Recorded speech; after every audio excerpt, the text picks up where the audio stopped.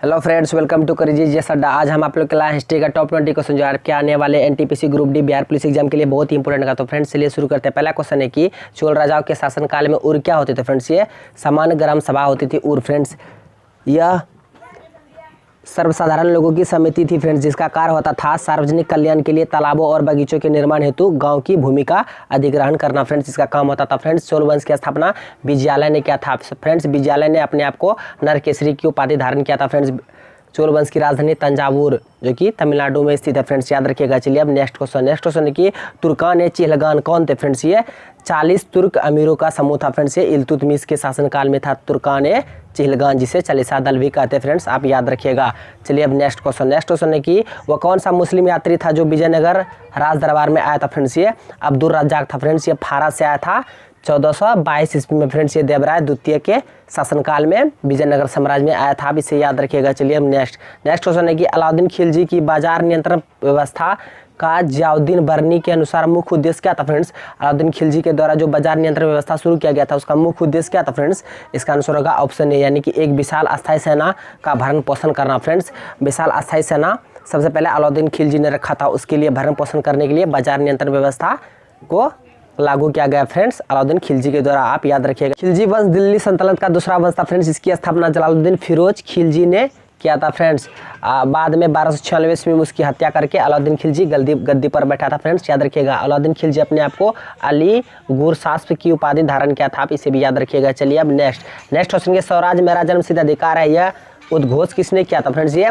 लोकमान्य तिलक यानी बाल गंगाधर तिलक ने कहा था स्वराज मेरा जन्म सिद्ध अधिकार है और इसे मैं लेकर रहूंगा। आप याद रखिएगा। चलिए अब नेक्स्ट है बंगाल में दोहरा शासन का अंत किस गवर्नर के शासनकाल में हुआ था। फ्रेंड्स आपको बताना है कि बंगाल में जो दोहरा शासन था उसका अंत किस गवर्नर के शासनकाल में हुआ था। फ्रेंड्स इसका आंसर होगा option A, Warren Hasting. Lord Warren Hasting के शासनकाल में दोहरा शासन का अंत हुआ था। फ्रेंड्स इसकी शुरुआत लॉर्ड क्लाइव ने किया था। दोहरा शासन की व्यवस्था बंगाल में, आप इसे भी याद रखिएगा, खत्म किया था लॉर्ड वारेन हेस्टिंग्स। चलिए अब नेक्स्ट क्वेश्चन की मजमा उल बहरैन पुस्तक के लेखक कौन है। फ्रेंड्स आपको बताना है पुस्तक मजमा उल बहरैन नामक के लेखक कौन है। फ्रेंड्स ये दारा शिकोह है, शाहजहां का बड़ा पुत्र था दारा शिकोह, इसके द्वारा लिखा गया था इस पुस्तक को। चलिए अब नेक्स्ट है कि रामायण के रचनाकार कौन है। तो फ्रेंड्स ये वाल्मीकि थे रामायण के रचनाकार। अब महाभारत के हैं वेद व्यास, साहब इसे भी याद रखिए। ऑप्शन डी में फ्रेंड्स तुलसीदास की प्रमुख रचना थी रामचरितमानस, साहब याद रखिएगा। ऑप्शन सी में कालिदास के अनेक रचना जैसे मेघदूतम, कुमार संभवम, वाल्मीकाग्निमित्र, रघुवंशम, ऋतु संहार, अभिज्ञान शकुंतलम, ये सारे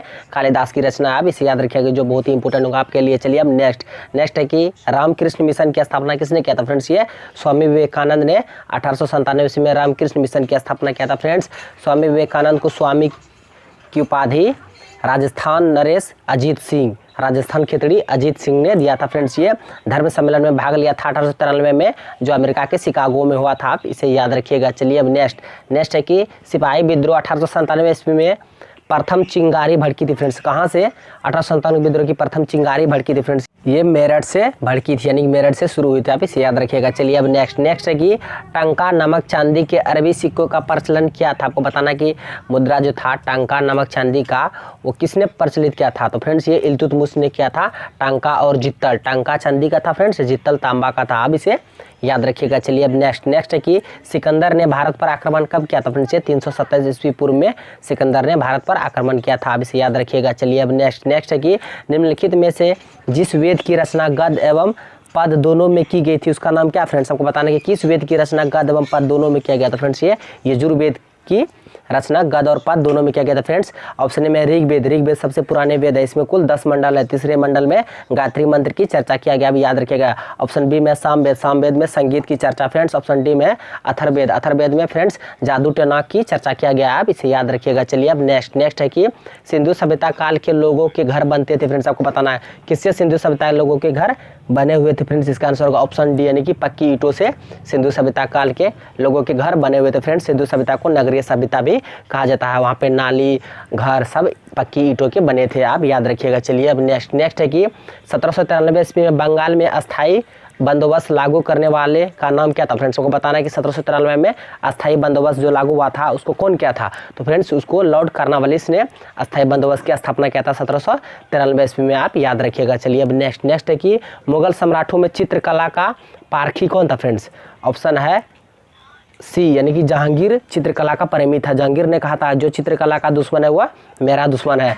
स्थापत्य कला का संबंध शाहजहां से है और चित्रकला का संबंध जहांगीर से, आप इसे याद रखिएगा। चलिए अब नेक्स्ट है कि सर टॉमस रो को दूत के रूप में भेजा गया था। फ्रेंड्स आपको बताना कि सर टॉमस रो को दूत के रूप में भेजा गया था इंग्लैंड से, और किसके दरबार में भेजा गया था फ्रेंड्स, ये जहांगीर के दरबार में भेजा गया था सर टॉमस रो को, आप इसे याद रखिएगा। चलिए अब नेक्स्ट है कि महाभाष्य के रचनाकार कौन है फ्रेंड्स, तो ये पतंजलि है महाभाष्य के रचनाकार। और कभी कभी क्वेश्चन पूछता है कि योग दर्शन के प्रतिपादक कौन थे फ्रेंड्स, ये पतंजलि ही थे योग दर्शन के प्रतिपादक, आप इसे भी याद रखिएगा। चलिए अब नेक्स्ट है कि नेहरू के अंतरिम सरकार के वित्त मंत्री का क्या नाम था फ्रेंड्स। अंतरिम सरकार की गठन 1946 में क्या था, आपको बताना है कि इसमें उस समय वित्त मंत्री कौन था फ्रेंड्स, ये लियाकत अली खां था नेहरू के अंतरिम सरकार के वित्त मंत्री, आप याद रखिएगा। तो फ्रेंड्स चलिए नेक्स्ट है कि भारत के प्रथम गवर्नर जनरल कौन थे फ्रेंड्स, ये सी राजगोपाल थे भारत के प्रथम भारतीय गवर्नर जनरल। भारत के अंतिम गवर्नर जनरल लॉर्ड माउंटबेटन थे, जिसके तहत भारत के